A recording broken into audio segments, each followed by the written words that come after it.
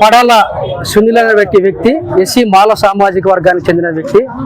గతంలో ఇతని బట్టల వ్యాపారము వివిధ పారిశ్రామికంగా పనులు చేసుకుంటూ మరి తెలుగుదేశం పార్టీలో కూడా చురుగ్గా పనిచేసినాడు. మరి గతంలో తెలుగుదేశం పార్టీ ఎన్నికల ముందు టీజీ భరత్ తరపున మరి ప్రచారంలో పాల్గొన్నటువంటి వ్యక్తి.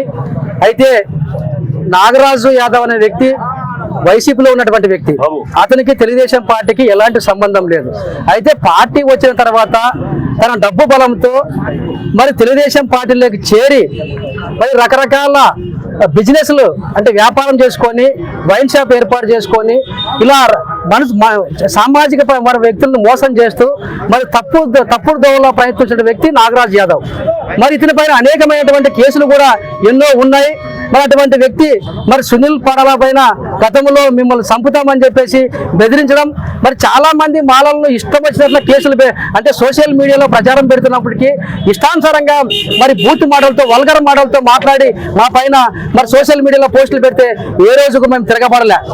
మా యొక్క ప్రయత్నం ఏమిటి, మా యొక్క అంశం ఏమైతే భారత రాజ్యాంగంలో ఉన్నటువంటి చట్టాలను అనుసరించి మా సామాజిక వర్గాన్ని కాపాడుకుంటాం తప్ప మీ మాదిరిగా గుండాయిజము రౌడీయిజము మాకు చేత కాదని కాదు.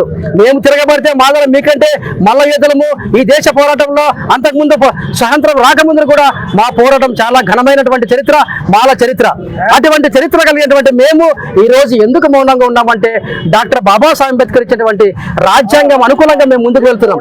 కాబట్టి సునీల్ అనేటువంటి వ్యక్తి మరి ఎంతో సోముడు, గతంలో ఉన్నటువంటి పార్టీకి అనుకూలంగా పనిచేసినటువంటి వ్యక్తి. కాబట్టి అటువంటి వ్యక్తి పైన మరి ఈ రకంగా హత్యాయత్నం కానీ మరి చంపడం కానీ రాళ్లతో దాడి చేయించడం అనేది చాలా దుర్మార్గం.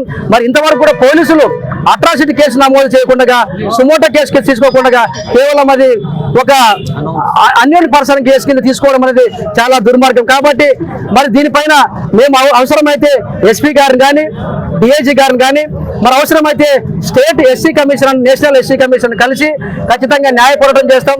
మాలలకు అండగా నిలబడతాం. మాలలకు ఎక్కడ ఏ గ్రామంలో పోరాటం జరిగినా మాలలకే కాదు ఎస్సీ ఎస్టీ సామాజిక వర్గానికి కూడా న్యాయం జరిగినా మేము అండగా నిలబడి వాళ్ళకి న్యాయ పోరాటం జరిగేంత వరకు కూడా మా పోరాటాన్ని వివిధ దఫాల వారిగా విస్తృతంగా పోరాటం చేసి మేము ముందుంటామని చెప్పేసి, అలాగే ఈ సునీల్ వ్యక్తికి న్యాయం జరిగేంత వరకు పడాల సునీల్ అంటే ఈ నాగరాజ్ యాదవ్ను తెలుగుదేశం పార్టీ నుంచి బర్తరఫ్ చేయించాలా, అలాగే పార్టీని సస్పెండ్ చేయించాలా.